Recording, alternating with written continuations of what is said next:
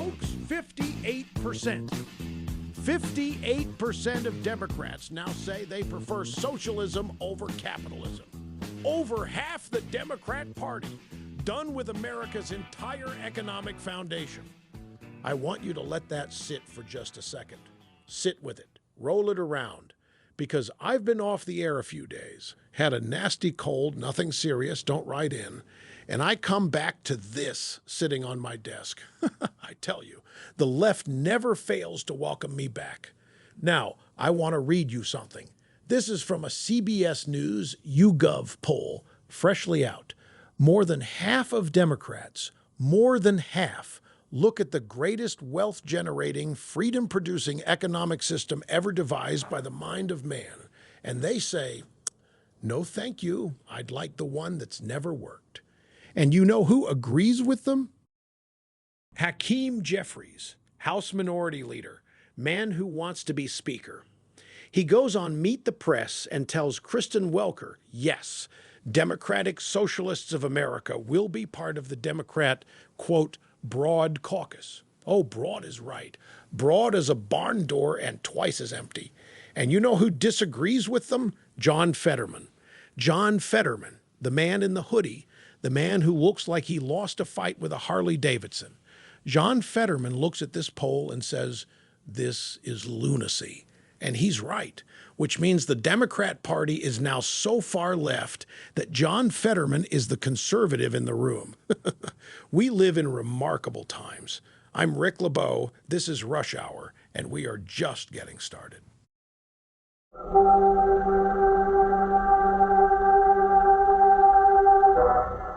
My friends, I have been doing this, and I say this with all the modesty I can muster, which you know by now is not very much. I have been doing this for a long, long time. And I have watched the Democrat Party drift. I have watched it tack left. I have watched them go from we're just for the working man to actually tear the whole thing down.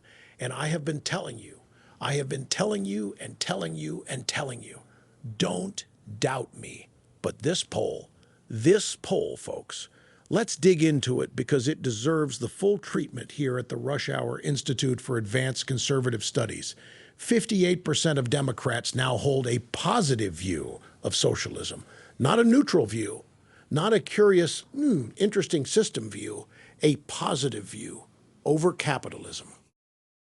Over the system that built the tallest buildings, fed the most people, invented the internet, put a man on the moon, and gave us air conditioning and the automobile and every blessed thing that makes modern life worth living. They prefer the other one, the one with the bread lines, the one with the gulags, the one where the government owns everything and you own nothing, and you will be happy about it, or they will explain to you at length in a concrete room why you should be happy about it. Now, I want to draw you a little picture here. I want to paint something for you because I think it illuminates what's really going on inside that party. You've got Hakeem Jeffries standing at the front of the Democrat Party, holding this tent open, right? Big tent, all welcome, come on in. And filing through that tent are the Democratic Socialists of America.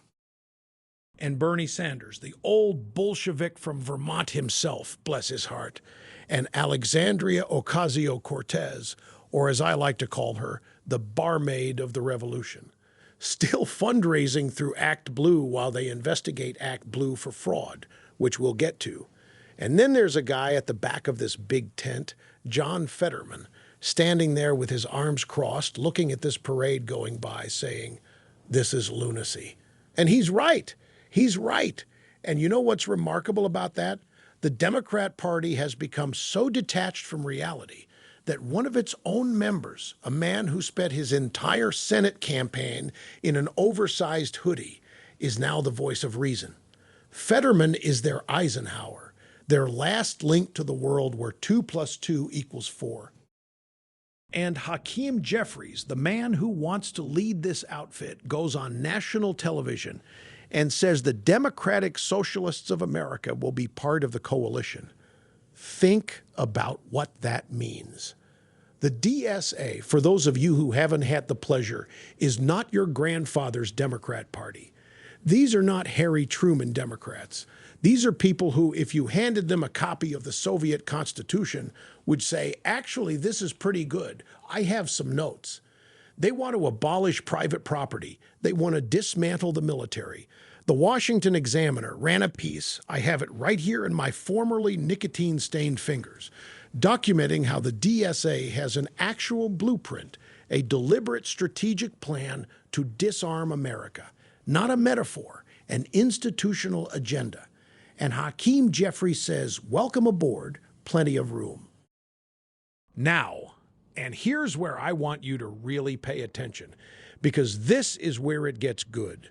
A Pennsylvania state Democrat, Chris Rabb, goes on Face the Nation and says, the United States is not a purely capitalistic society. Oh. Now, that is true in the narrowest technical sense, like saying the ocean isn't purely wet. Of course there are mixed elements in any real economy. But what he means, what he is laying the groundwork for is, since we're not purely capitalist, why cling to capitalism? Why not slide a little further, just a little further, and then a little more, the way it always works with these people, one step, then another. Then you look up and the bread line is 3 blocks long. And here's the thing that just absolutely fascinates me. And when I say fascinates, I mean in the way that you are fascinated watching a man try to carry a couch up a fire escape alone.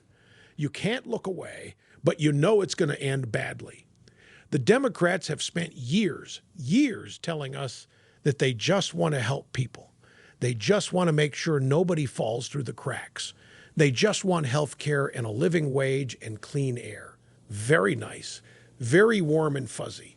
And then you ask them what system they'd like to run all that through, and 58% of them say socialism.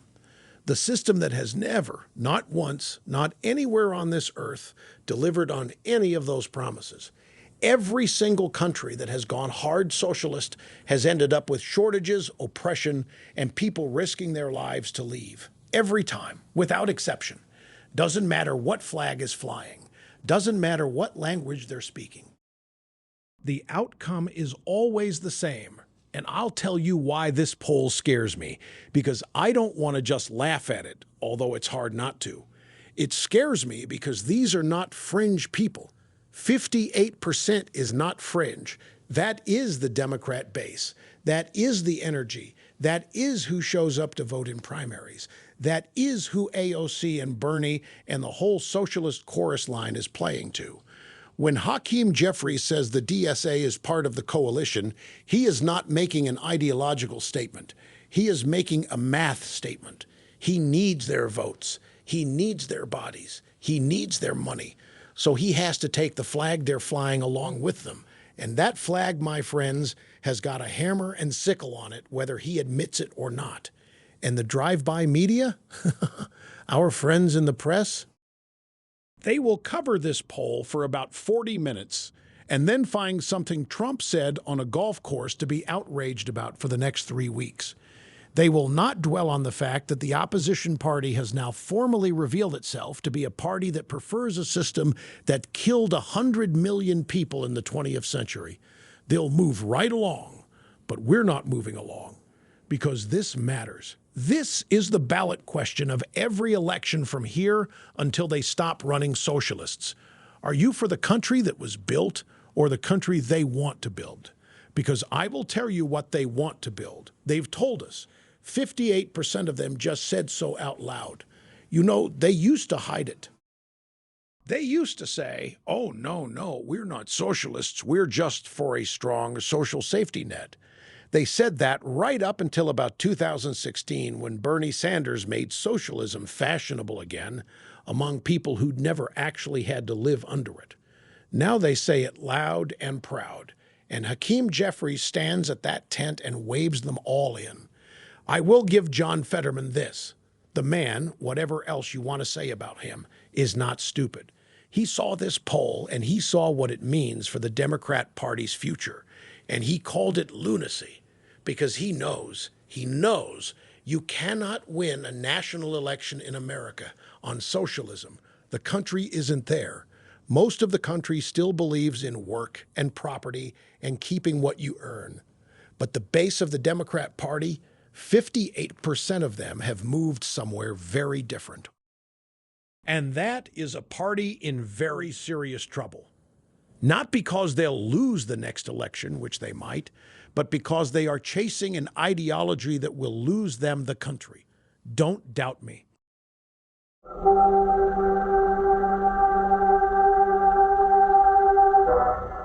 All right, my friends, we've got some other things to talk about here, and they are not boring. I promise you that.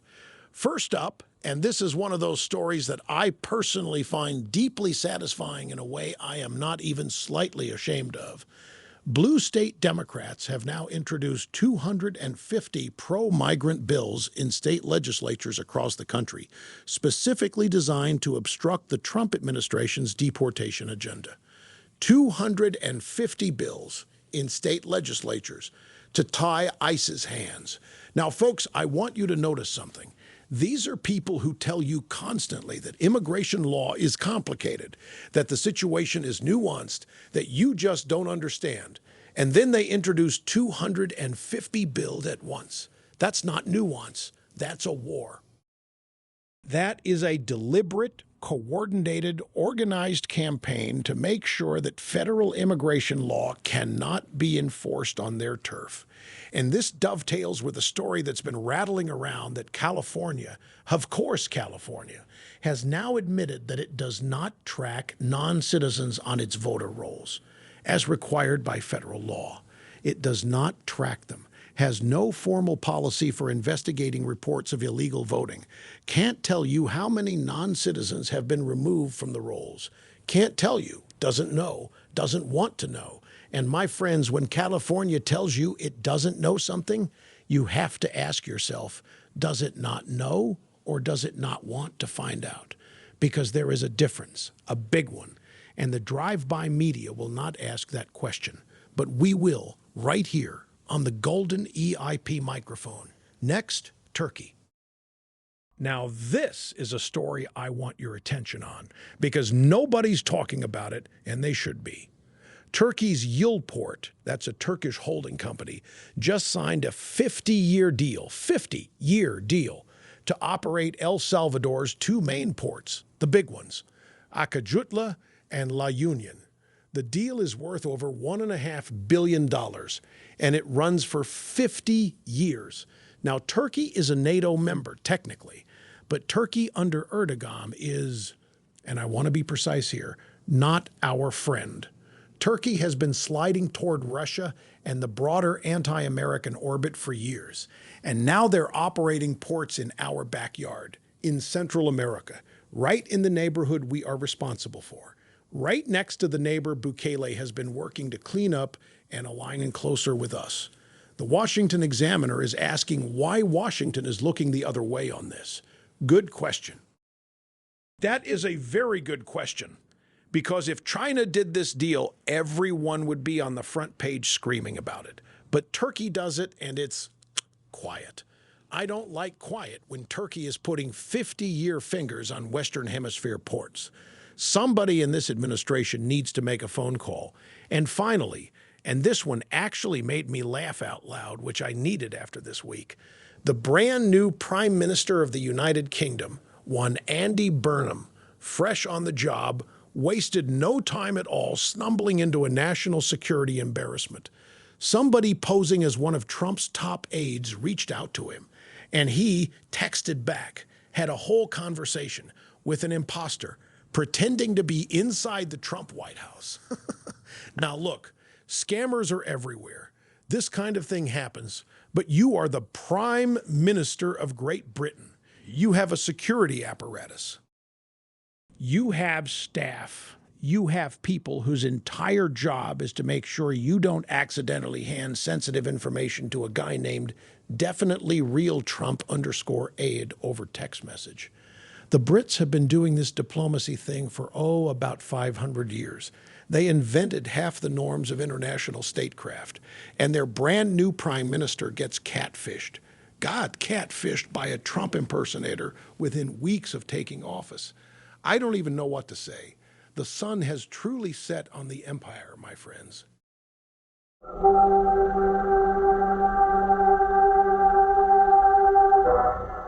My friends, before we go, I want to leave you with something to think about on your drive home tonight.